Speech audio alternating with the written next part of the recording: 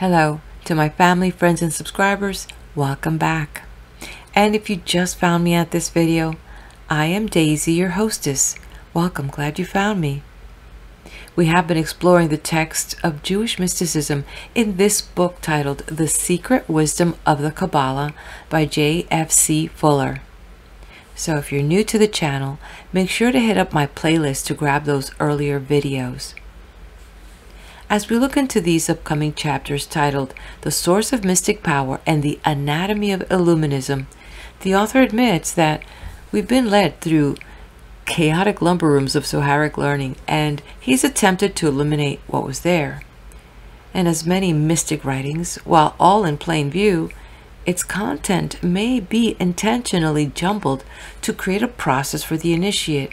That way, through this journey, they could either be helped in discovering the priceless value of the information, or also the priceless value of the journey itself. So as the axiom goes, search and you will find. We're now going to go ahead and slide into this last few chapters. I am looking forward to your comments. And with that, I will turn the page. The mystical ordeal. There is a spiritual or mystical ordeal, not necessarily order, which all great religious masters have passed through, and Kabbalistically it is fully described in the 32nd chapter of Genesis. In it we read, "And Jacob, the vow, rose up that night, and took his 2 wives, the 2 his, also the pillars of the temple, Yakin and Boaz, and his 11 sons, the conjunction of the 5 and 6 pointed stars, the microcosm and macrocosm, also the van and the h final, which symbolize purification through the balancing of the opposites, and passed over the ford Jabbok, the veil of the abyss which separates the 7 lower Sephiroth from the 3 supernal ones. And Jacob was left alone, in meditation, being cut off from the lower emanations. And there wrestled a man, the Yod, with him until the breaking of the day, the vision of the Shin. And he, the man, Yod, said, Let me go, for the day breaketh. The Yod, fearing that if the sun rose, namely the Shin, his identity as the potential Tetragrammaton would be lost in the emanation of YHSHVH, Sheshobah, and his dominion would thus come to an end. And he, Jacob, said, I will not let thee go, except thou bless me, unite with me, which he can only do through the 2 wives, the Yod, He, in the 7 lower Sephiroth. And he said unto him, What is thy name? And he said, Jacob. And he said, Thy name shall be called no more Jacob, but Israel. For as a prince hast thou power with God and with men, as above, so beneath, and hast prevailed, attained to the spiritual vision.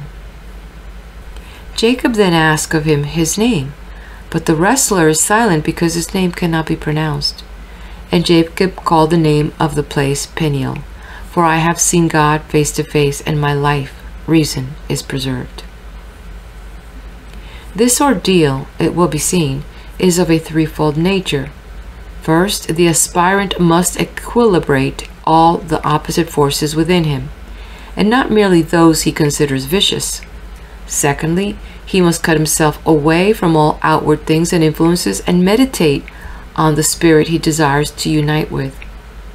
Thirdly, he must persevere, that is, wrestle with the spirit. These 3 acts will lead him to the vision of God, the world soul, a spark of which burns within him and differentiates him from and also unites him to all things which surround him.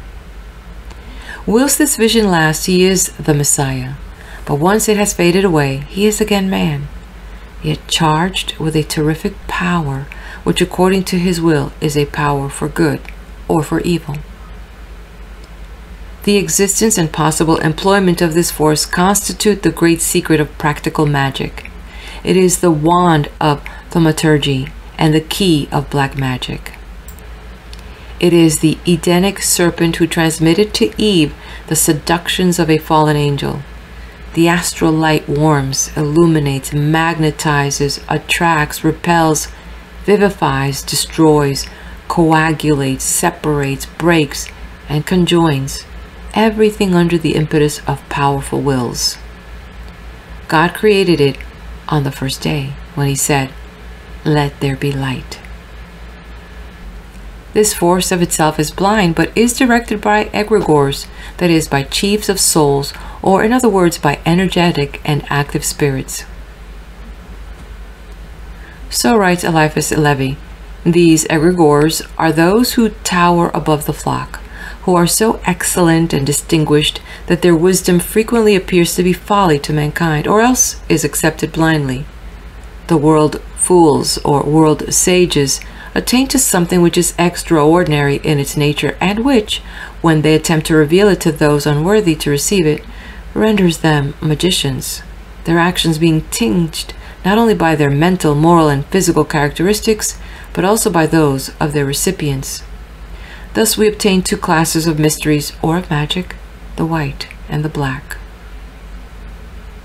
The fourth dimension. To the source of mystic power, we will now give another name in order to bring it more closely into touch with the ideology of today. We will call it the fourth dimension.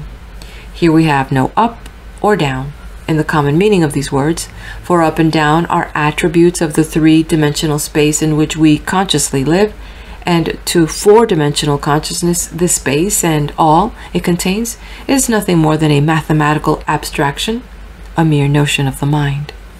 In spite of the immateriality of the three-dimensional world, when viewed from a four-dimensional position, it is possible, as we shall show later on, for a three-dimensional being to establish contact with this source of mystic power, that is, to tap it. But once it is tapped, it is only possible for the recipient to make use of this power in accordance with his three-dimensional nature. Consequently, many of the great religious teachers have insisted on the absolute necessity of their disciples purifying themselves, so that when they attain to the mystic power, it may find an equilibrated habitation. For instance, morality, though a gate to the spiritual life, it is in no sense its sanctuary, for it is but one of the three great gates, equilibrium of body, heart, and mind. The reason why such innumerable disputes and persecutions have arisen out of the teachings of so many of the masters is that they have considered morality, and frequently sexual morality, as the only gate and the only end, misunderstanding the meaning of moral equilibrium, which demands a balancing of all the moral and so-called immoral forces, and not a suppression of any one category of them. They have so completely contorted the three-dimensional medium that when it receives the mystic power, a diabolical state is created. Some have gone so far as to command their followers to neglect and macerate their bodies, and others have asserted that the intellect must be annihilated in order to create a vacuum for the onrush of the spirit. The dreadful consequence in that these errors do not prevent attainment. In fact, in many cases they hasten it by cutting down resistance. But what kind of attainment do they lead to? The vision of X, the unknown God, on entering a balanced medium or body, becomes the logos. But when it enters an unbalanced body, it becomes the anti-logos. True, in both cases the fire brought down from heaven is identically the same fire, but according to the medium it inhabits, it illumines or blinds. And those attracted towards this four-dimensional state are such as Éliphas Lévi calls the energetic and active spirits. That is, individuals possessing strong three-dimensional powers, a deep insight into good and evil, the positive and negative currents of life. As beneath, so above.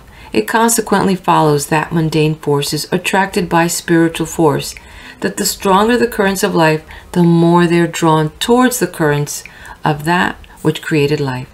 And as the mundane force cannot exist without evil, any more than any electrical current can exist without negative electricity, the terrible danger is that spiritual power, like dynamite, can either blast the rock from which the temple is to be built, or blast the temple which is already built and into which this highest of explosive is offloaded. Mystic power is diabolical as well as divine, according to circumstances. The object of attainment is greater knowledge, understanding, and wisdom of the reality of existence, the who behind the these. This wisdom in itself cannot assist mankind, though it may utterly change the life of the recipient. It is not the spirituality of the recipient which will tell him how to utilize the power he is charged with, but his intellect, his knowledge, understanding, and wisdom of mankind. That is the mundane shadows of the supernal realities. A physician who discovers some powerful drug would rightly be considered mad were he to administer it to his patients irrespective of their ailments. So also is an adept mad, possessed by Satan, if he attempts to do likewise with his spiritual drug. Worse still, he turns his patients mad and the world becomes a raving hell. This higher wisdom is a forward impulse of the three-dimensional wisdom, which is a compound of good and evil, the opposite or complementary forces. It is a forward impulse of the will, but with this difference, that whilst in the three-dimensional world a man normally makes use of virtue to enhance virtue and of vice to enhance vice, that is, things built upwards, an individual who has experienced the fourth-dimensional vision, on his re-entering three-dimensional consciousness, sees things upside down. Consequently, it happens that, unless his intellect has, as in a telescope, been provided with a lens which will reverse the object, he will affirm with all the frenzy of religious faith that the world is standing upon its head. As he knows three-dimensionally that the world should stand on its feet, and as he believes four-dimensionally that this reversion is necessary to salvation, he will in actual fact turn the world upside down in order to attain his end.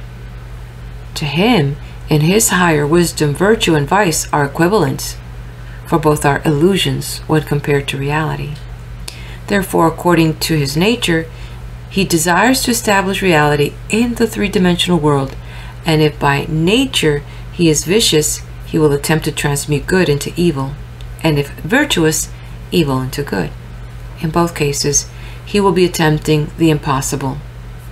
Should he, however, have equilibrated the good and evil qualities of his three-dimensional nature before attaining to the vision of the fourth, knowing that all conscious conception are illusionary, after attainment he will remain silent and radiate forth spirituality in place of making graven images of its source.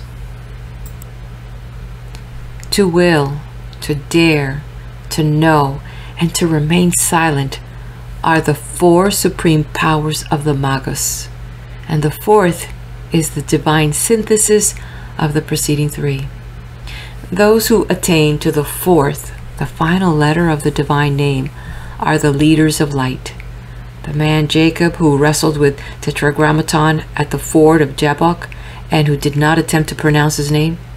Those who attain to the first three only are like Jason, who cast the cubic stone of the wise into the midst of the host of warriors, unbalanced forces, who at once turned upon one another in anarchy. Not one of the great historical religious masters was a true Messiah, because no man, however sublime may be his nature, can redeem mankind. There is no shortcut to heaven, for mankind will find deliverance only when it creates the power which can deliver it, and when it does so, then spontaneously will the Messianic age be born. Of all these masters, probably the sublimest was Gautama Buddha, because he refused to discuss the soul, the nature of God, and the joys of heaven. He said, "Think rightly, act rightly, live rightly, and deliverance will be revealed to you." He did not say, "Accept my thoughts, my words, my life, and salvation is yours." He spoke in parables and locked up the mysteries in his heart, for he understood the sublimity of the true logos, the unspoken word. End of chapter. Chapter 7. The Anatomy of Illuminism. Illuminism. Illuminism may be defined as the universal science of light, not only in the spiritual meaning of the words, but in their every meaning. For even in its physical nature, light is a complete mystery. God is light. Out of light is the world created, and out of this formal change appears life. The activity of light wills death, is its shadow or darkness.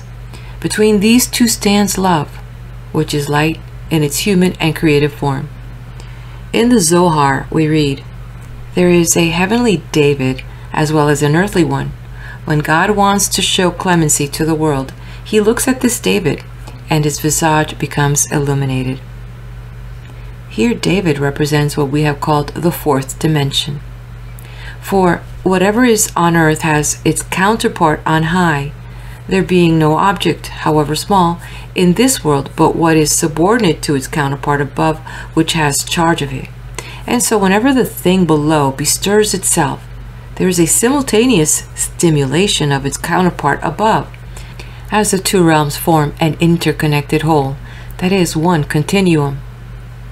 This world of light is full of symbols, which if we could read them aright, would lead us to reality, which is union with God. There is nothing either created or thought, says Juan de la Cruz, that can offer to the understanding a means suitable for this union, because the understanding is the obstacle which this union has to surmount, or as the Zohar says, "With his ordinary understanding, man cannot understand the revelation of mysteries. All that I am about to reveal to you can be revealed only to the masters, who know how to keep the balance because they have been initiated."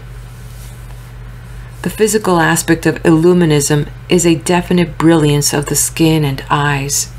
We read Moses with not the skin of his face shown. This is not a mere figure speech. The moral aspect is an irresistible attraction, and the intellectual an overwhelming sense of authority which defies contradiction. Though to the Jews the Messiah represented the light of the world, and his coming meant the conquest of the world, a quite different interpretation was frequently adopted. It was founded upon Jacob's wrestling with Tetragrammaton, and it read as follows: "And he said, Let me go, for the day breaketh. And he said, I will not let thee go, except thou bless me."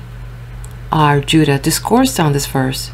"Who is she that looketh forth as the dawn, fair as the moon, clear as the sun, terrible as an army with banners?" This verse, he said, refers to Israel, at the time when the Holy One, blessed be he, will raise them up and bring them out of captivity. At that time he will first open for them a tiny aperture of light, then another somewhat larger, and so on until he will throw open for them the supernal gates which face on the four quarters of the world. And indeed, this process is followed by God in all that he does for Israel and the righteous among them. For we know that when a man has been long shut up in darkness, it is necessary, on bringing him into the light, first to make for him an opening as small as the eye of a needle, the path of Daleth on the tree of life, and then one a little larger, and so on gradually until he can endure the full light. It is the same with Israel, as we read, "By little and little I will drive them out from before thee, until thou be increased." Exodus 23 verse 30. So too a sick man who is recovering cannot be given a full diet all at once, but only gradually. But with Esau it was not so. His light came on at a bound, but it will gradually be withdrawn from him until Israel will come into their own and destroy him completely from this world and from the world to come. Because he plunged into the light all at once, therefore he will be utterly and completely exterminated. Israel's light, on the other hand, will come little by little until they will become strong. God will illumine them forever. In short, the chosen people are the light of the world, a light which at present is mixed with darkness, the Gentiles or children of Esau. This darkness will vanish little by little. First, Israel will look forth as the dawn. Next, she will become fair as the moon, then as clear as the sun. And lastly, terrible as an army with banners. Such is the reformulation of JYHVH, Yehovah.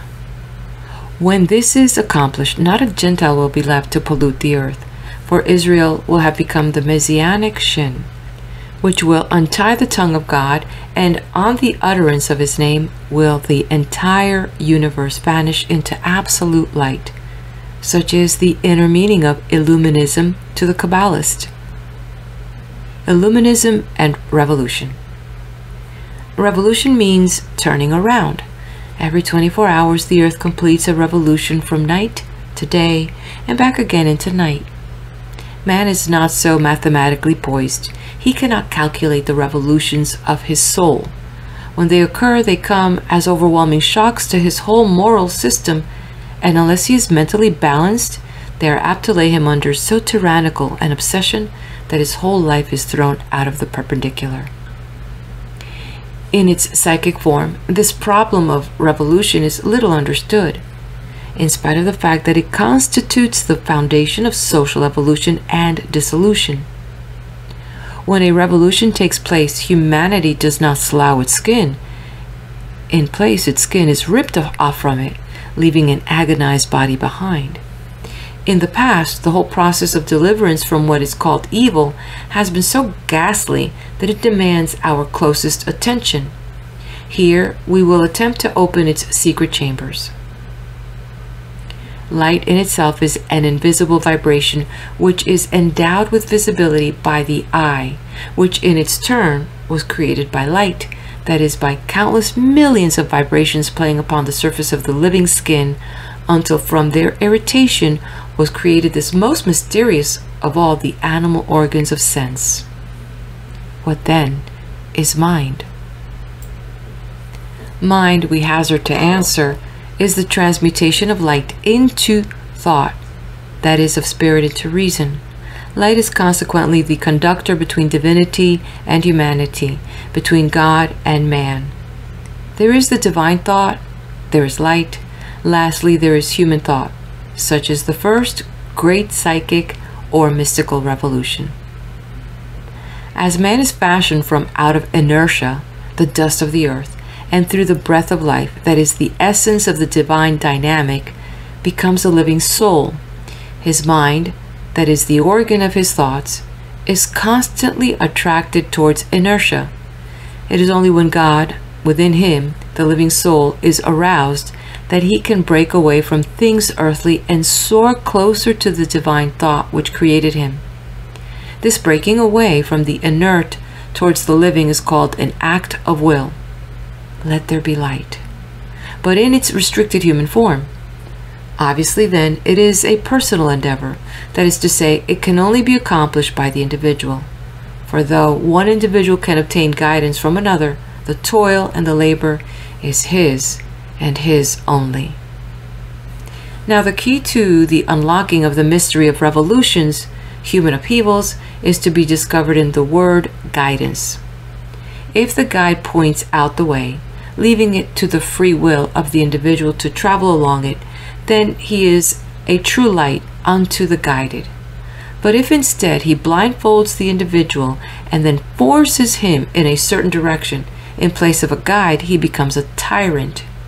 For in actual fact, he will plunge the guided into darkness, a darkness which, though it may take upon itself the appearance of light, is nothing more than a delusion, a dream, and a nightmare. For the individual to will that light shall be as something quite different from being hypnotized into believing that light is and already exists. Belief is of the dust of the earth. It is the static shadow of divine power. Will is of the breath of life. It is the dynamic force of that same essence. Thus it happens that true faith is belief crucified on the cross of will, a transmutation of the material into the spiritual. For an individual to accomplish an act of will is to attain to the supreme Eucharist. But for an individual to obliterate the wills of others by forcing his will, however spiritualized it may be, onto others is to take part in a black mass. That is to obliterate light, And the higher the spirituality, the deeper the darkness resulting. We will attempt to explain this in simpler terms.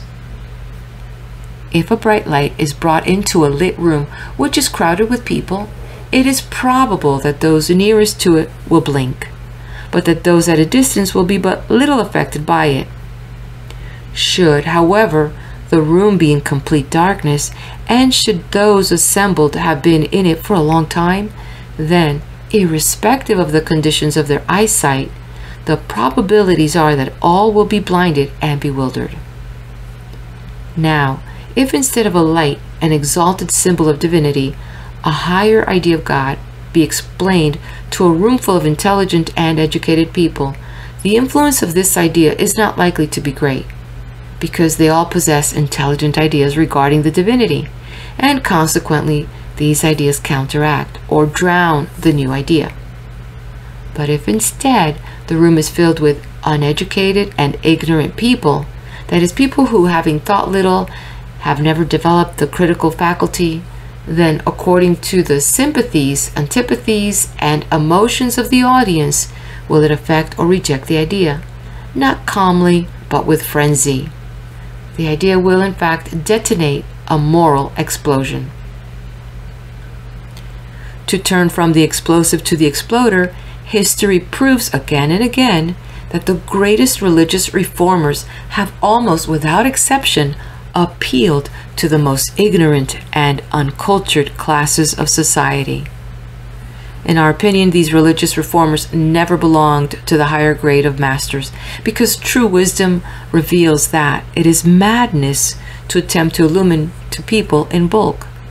For though the masses can easily reflect the divine light, they can only do so in an unintelligent way, that is, in an anti-divine way, or diabolically. In their case, the intenser the light, the profounder becomes the shadow. We also believe that innumerable attempts to illumine the masses are always being made by masters of the lower grades, these masters in the aggregate representing the satanic force of the world. Further, we know beyond any shadow of the doubt that, unless the masses are crude, animal, uncultured, and ignorant, success in transmutation is either wanting or strictly limited. Individuals like single grains of gunpowder may be ignited and burn away, but a mass of individuals will not and cannot explode unless, through a lack of intellectual freedom, it has been tamped into a solid block of powder. In this sense, a void is not an emptiness, but a fullness of undifferentiated quality. This is the meaning of the second verse of the first chapter of Genesis. And the earth was without form and void, and darkness was upon the face of the deep. What did the Spirit of God move upon? The face of the waters, that is, an undifferentiated medium, a still and perfect mirror. This was the primal explosion, which started the revolution of existence. Therefore, to detonate revolution, there must exist a negative organ and a positive idea, which means that the people must lack intellectual liberty, and an illumined master must exist. The fourth dimensional state. From the illumined, we will now turn to the illuminator, the man who illumines, and here we will attempt to explain this part of the problem diagrammatically. In this diagram that is being shown, AB represents time, space, and CD, the divine spirit, which, as it impinges on AB, creates existence, life, and consciousness. This consciousness grows by a balancing of opposites, the spiritual and the material forces, and once this is realized by man, he emerges or emanates from his animal chrysalis. In this next diagram, we have a representation of the Kabbalistic tree of life in dimensional form. A, D, G, and J represent the 1, 2, 3, and 4-dimensional worlds. The first is cut off from the second by the veil BC, which represents a mathematical point in extension, that is, a line, a positive and a negative pole. A dweller in A must penetrate this veil before he can understand what D is like. The second is cut off from the third by the veil EF, which represents length and breadth in extension. That is a plane surface or a line moving outwards from itself. To understand G, an inhabitant of D must penetrate EF. The third is cut off from the fourth by the veil HI, which represent length, breadth, and thickness in extension. That is a cube, a plane moving outwards from itself to attain to J, consciousness. HI must be transcended. The scientists, however, insist that there is no separation between G and J, which means that they form a continuum. This may be true enough mathematically, but it is not true in everyday life. For though we recognize time, we cannot rationally explain it. It is a mystery, and as great a one as the movement of a point or the movement of a line would be respectively to the dwellers in A and D. To us, of the three-dimensional consciousness, height or thickness is not a movement. It is a quality of space, something which can be fixed and in abstraction is fixed. Consequently, as time is movement or duration to us, were we to attain to a four-dimensional consciousness, it would also become a dimension of space. That is, a fixed quality of it, and all spaces lacking this dimension would automatically become mathematical quantities or unsubstantial shadow worlds, pure mental pictures with no real existence outside the mind. Though there may be, and are so mathematically, an infinite number of dimensions beyond the fourth, it is of no consequence to consider them.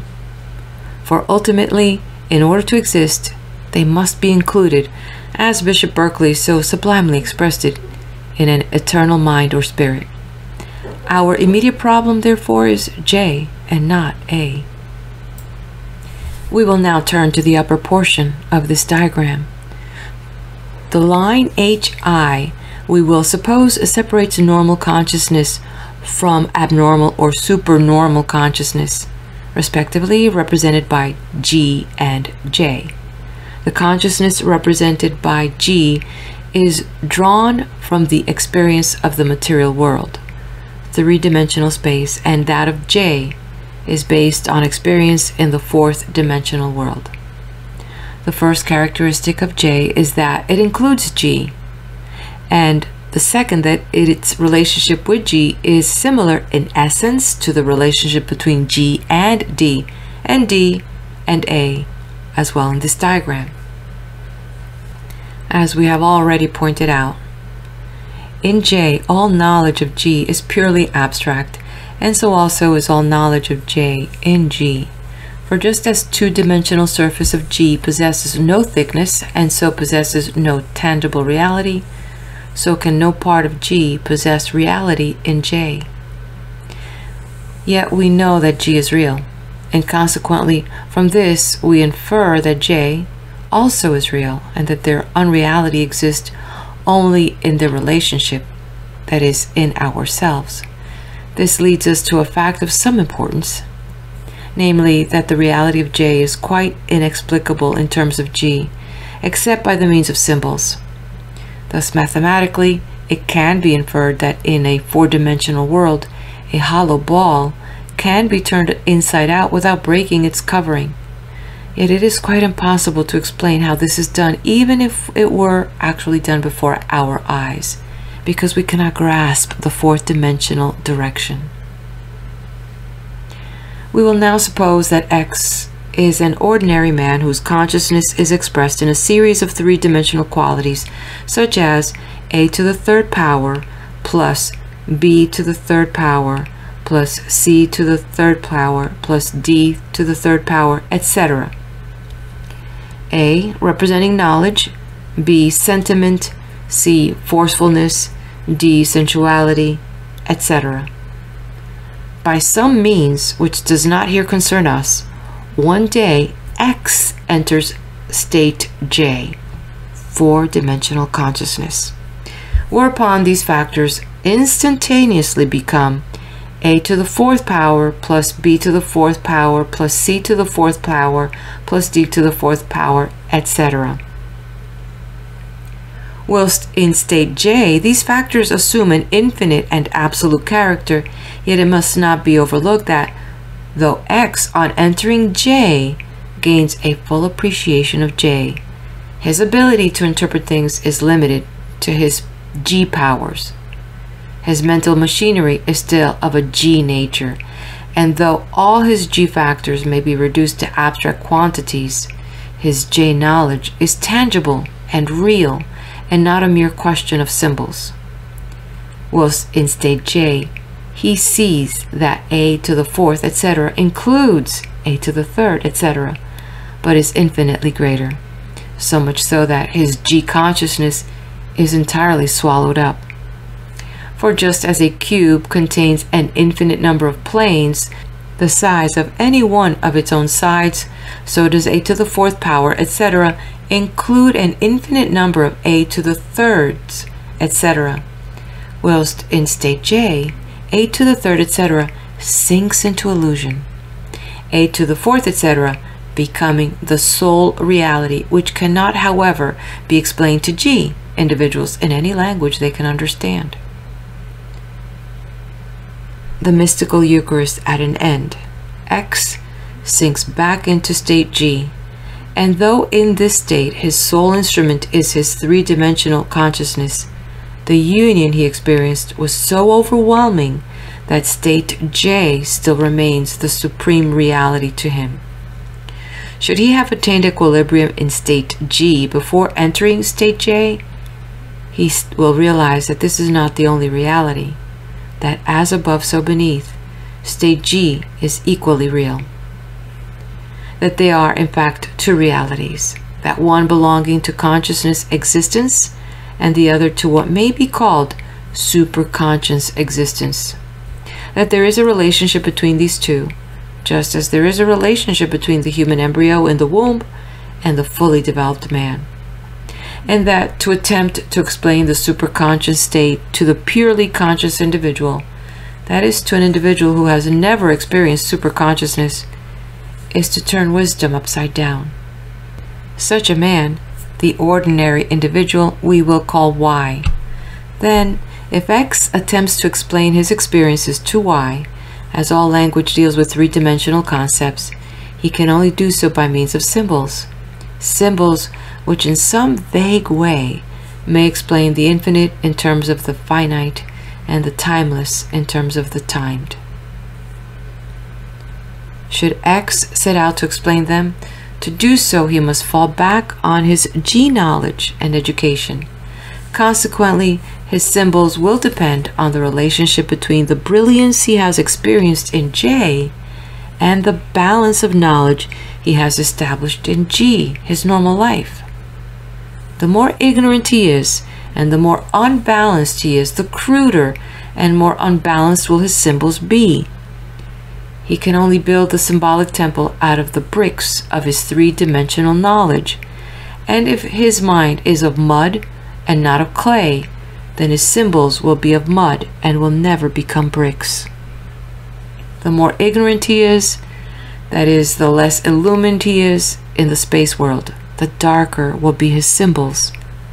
Consequently, should Y be equally ignorant and totally unacquainted with the J vision, and should X force his symbols upon Y, for in spite of his ignorance, his experience has endowed him with all the fervor of authority, he will so obsess Y that in place of exalting him to the superconscious state, he will destroy his conscious state and plunge him into a sub or infraconscious state.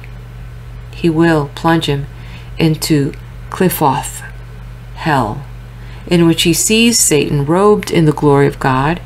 Y will experience a vision of the devil, the essence of the unbalanced animal nephesh, and he will be turned upside down. Such is the diagnosis of a would-be white magician creating unconsciously a black magical world. It is important to enter still deeper into this spiritual devolution. We will suppose that X's predominant characteristic is sentimentality, B, and that it has never been balanced. Then the chances become B, a to the third power, equals a to the fourth power. Y, we will suppose, becomes magnetized by X's magic. Then he will accept the general symbol B, a to the third power, equals a to the fourth power as reality. But not having experienced what X means by a to the third equals a to the fourth power, when he, magnetized as he is, imposes this symbol on Z, he will not only adulterate it with his own leading unbalanced characteristic, which we will suppose is forcefulness, represented by C, but will do so in a lower degree, that is, with lower magnetic power than the degree in which he received it. The general symbol will then become B times C, C being a to the third power equals a to the fourth power, divided or over 2. Thus the spiritual devolution will continue, and as it rolls downwards, it will accumulate more and more unbalanced forces until it is lost in the nonsense of such a monstrous hydra-headed symbol as 100A times 500B times 1100C times 300D times 900E times 700F equals, in parentheses, a to the third equals a to the fourth power, over 3,600. And as from the very beginning, a to the third power minus a to the fourth power is an absurdity. Eventually, all spiritual force will disappear, smothered by an accumulation of human desires which draw their strength from unbalanced primitive instincts and emotions. The symbol will then become an idol. It will thus be seen that in the search after the unknowable, God, superconsciousness, call it what we will, the J state of this diagram, the supreme difficulty is not to attain but to explain, and that all explanations, except between beings of equal spiritual and mundane knowledge, must lead to the propagation of a lie. The Kabbalists are right. The name of God is unpronounceable, and to attempt to pronounce it can only formulate the devil at the expense of the divinity. Diabolus est Deus inversus. This is the goal of all false symbols. The Great Omission. Having now examined the source of mystic power, which in itself is neither good nor evil, because it is beyond good and evil, but which, possessing stupendous energy, can accentuate good and evil by potentizing them, we will inquire into the conception of religions and will attempt to ascertain whether, in spite of their astonishing differences, they do not possess some common denominator. To look for this common factor, we must examine the lives of the masters of religion and not the doctrines of their followers, because these doctrines and the activities springing from them consist of a mass of lies and unbalanced movements. Also, we must clear our minds of all the worldly sciences, ethics, aesthetics, philosophy, etc. We must jettison the symbolic language of the masters, and having swept clean our minds of the dogmas, rituals, and canons of the churches, we must diligently search for that secret process whereby a helot can be transformed into a hierophant, not magically, but spiritually. This indeed is the one and hidden problem of divine alchemy. We will first examine 3 masters known to all: Buddha, Christ, and Mahomet. What is there common in their lives? The first was born a prince, the second was the son of a carpenter, or the son of God in the orthodox object to so humble a parentage. The third was a camel driver. As different as their origins and worldly occupations were their intellects and characters, and again, as different were the religions which they founded. Yet we find one thing in common in the lives of these 3 men: a blank, a state which we call the Great Omission. There is a period in the lives of each of these masters concerning which nothing is known. For a time, each one of them vanished from the world, from public life, and fructified his soul. For several years, Buddha sat under the Bodhi tree, the tree of wisdom, meditating on the sorrows of mankind, and there he was transfused with so stupendous a magnetic power that even today his followers number 150 millions. Christ, brought up in poverty, from the age of 12 to 30 disappeared from the world, and during this long period no single mention is made of him.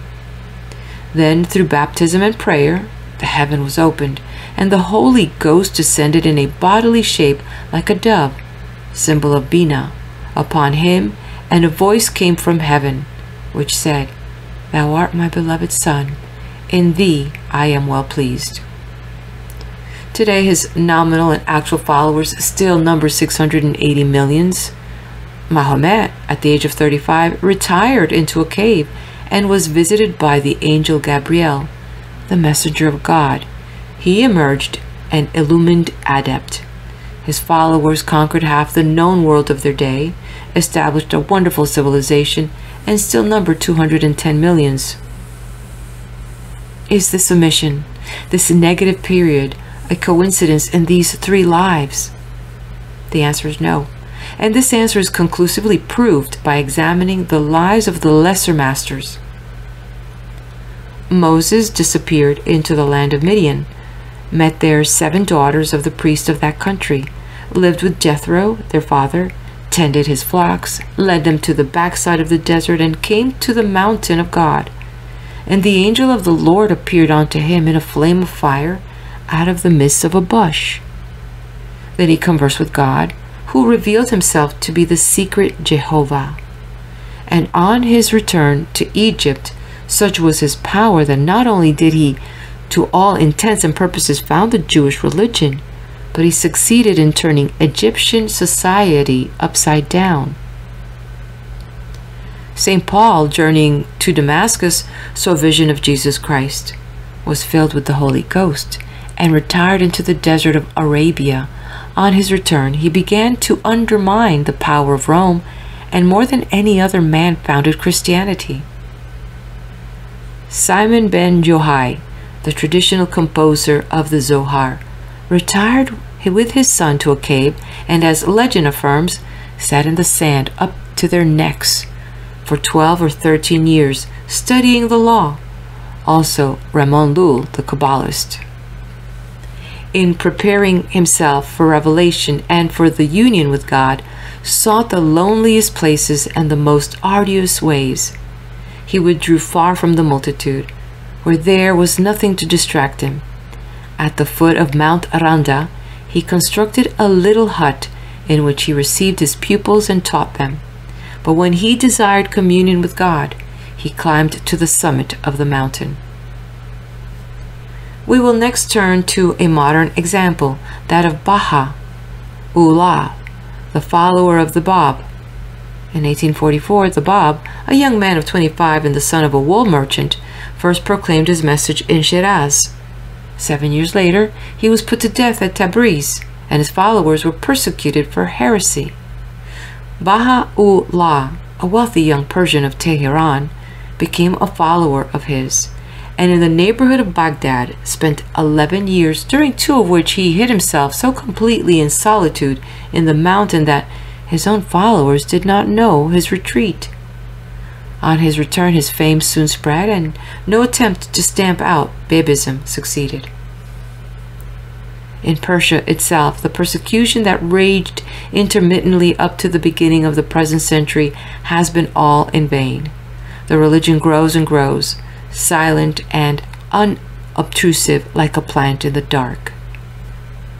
Nor are these mysteries, retirements, concerning which the masters tell us so little, solely connected with religious manifestations, for they are to be found in the lives of many of the philosophers. Pythagoras exacted silence and abstinence among his disciples for 5 years. Lao Tse retired from the world and was inspired of Taoism. Plato enjoined meditation on his pupils, and Bishop Berkeley was wont to retire into solitude at stated periods. Once, writing to a friend, he said, "I propose to set out to Dublin, But of this you must not give the least intimation to anyone. Speak not, therefore, one syllable of it to any mortal whatsoever. I would have the house with necessary furniture taken by the month, for I propose staying not beyond the time, and yet perhaps I may. I would, above all things, have a proper place in a retired situation, where I may have access to fields and sweet air. Nor does the great omission halt here. Abram Lynn the Magi, a medieval Jewish magician, enjoins retirement.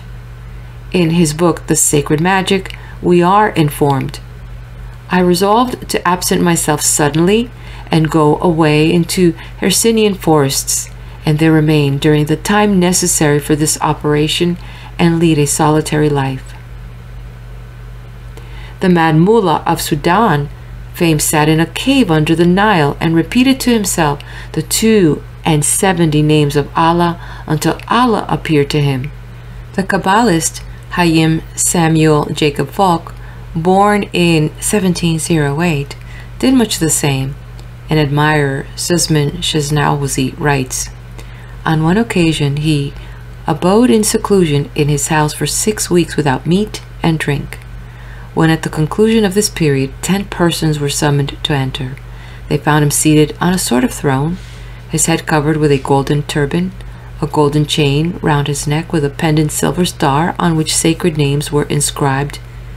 Verily this man stands alone in his generation by reason of his knowledge of holy mysteries. So also did Weishaupt, the supposed founder of the Illuminati, spent 5 years in meditation, 1771 through 1776, and then established his formidable sect.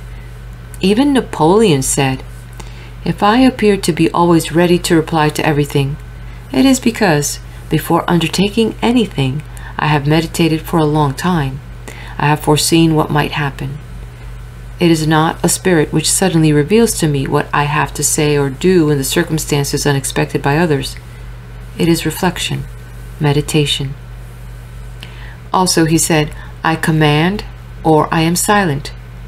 A profound magical saying. The Mystic Way. From the above, a very brief excursion into the Zohar says, truly wisdom is not acquired by a man save when he sits and rests, as it says of Moses that he sat on the mountain 40 days. The conclusion is, and this quotation supports it, that normally it is passivity and not activity of mind which unlocks the doors of the mysteries, retirement from the world being the keyhole of the door, whilst in the passive state, when all mental activities are stilled and the brain itself becomes a spotless mirror, a vision is seen or a voice is heard, and in the twinkling of an eye the whole of man's being is changed and his outlook upon life altered. Modern medical science generally rejects the reality of these visions and classes them under various forms of madness. This explains nothing except that these visions are abnormal. What is madness? What are nerves? Cries Carlyle. Ever as before does madness remain a mysterious, terrific, altogether infernal boiling up of the nether chaotic deep. Through this fair painted vision of creation which swims thereon, which we name the real, was Luther's picture of the devil less a reality, whether it were formed within the bodily eye or without. In every the wisest soul lies a whole world of internal madness, an authentic demon empire, out of which, indeed, his world of wisdom has been creatively built together, and now rests there, as on its dark foundations does a habitable flowery earth rind. Both are right. Carlyle in that madness is a mystery, and the doctors in that mystery is often madness to the sane. The key of passivity has 3 flanges, namely equilibrium of body, of soul, and of mind. As the Kabbalist Isaac Meyer says, to arrive at a true knowledge of the simple substances, man must throw off the bond of matter, and by meditation transport himself into the intelligible world, and so seek to identify his essence with that of the higher substances. When in that condition, man does not recognize anything of the world of the senses. In that condition, man will find the evident bodies, in comparison with the intelligible substance, extremely insignificant, and see that the corporeal world is borne by the intelligible world, as if it were a ship on the sea or a bird in the air. In this state, what we have called three-dimensional consciousness is rendered comatose, and with it a world which is both a reality and an illusion, a tangible thing and a mere reflection. Thus, freed from things earthly, the soul of man expands from what Kabbalistically is a negative existence towards a positive existence. Metaphorically speaking, first the soul becomes boundless because the restrictions are removed. Then, as the sides of the elemental pyramid dissolve into illusion, does it become the boundless light, and symbolized as the microcosmic shin, it beholds the macrocosmic shin, whereupon God, the four-dimensional world, is seen face to face, and the hexagram, the symbol of the great work, is formulated. There are many ways of turning this magical key, and not infrequently it is broken in the turning, and with it the mind of man snaps into madness. In the West, the key is often turned by piling symbol upon symbol until three-dimensional thought, so to say, is topped and the spirit is freed. In the East, this process is usually reversed, and symbol is taken from symbol until the last vanishes and the spirit is left as the one reality. In the West, this science is called ceremonial magic, in the East, yoga. Both these methods of approach, though opposite, are effective. The one is like traveling round a circular road from left to right, the other from right to left. Yet the first is extraordinarily dangerous. For example, take a flywheel. If the object is to stop its motion, either the energy of the engine should be decreased until the wheel ceases to revolve, or its energy increased until through centrifugal force the wheel explodes. Though this sudden shock will stop the wheel, in all probability it will wreck the engine. Plato, we believe, was right when he said that the root matter of this great knowledge is not to be found in books. We must seek it in ourselves by means of deep meditation, discovering the sacred fire in its proper source. This is why I have written nothing concerning these revelations, and shall never even speak about them. Whosoever shall undertake to popularize them will find the attempt futile. For except in the case of a very small number of men who have been endowed with understanding from God to discern these heavenly truths within themselves, it will render them contemptible to some, while filling others with vain and rash self-confidence, as if they were dispositories of marvels which they do not understand all the same. On the tablets of Sebes may be read these words: "There is only one real road to be desired, and this is wisdom. There is but one evil to fear, and it is madness." In these few words are summed up the rewards and the penalties of the mystic way. To attain to the light, the ineffable, LVX, is the act of a magus. To expand this power is the act of a magician. If held erect, as held by Buddha, so that the uninitiated can see only its reflection, then magic is white. To hold it downwards so that the light burns among them, then magic is black. The first attitude is symbolized by the trident of Neptune, the ruler of the unstable waters. The second by the three-pronged fork of the medieval devil, by which souls are cast into hell. The united trident and fork are symbolized in the double shin, and also in the hexagram or seal of Solomon or of David.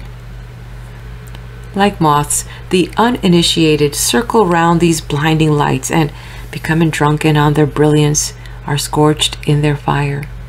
As on the physical plane, a man can become intoxicated on wine, and on the sensuous on love, and on the intellectual on knowledge, so also in the supersensuous world can he become drunken on the energy of the spirit.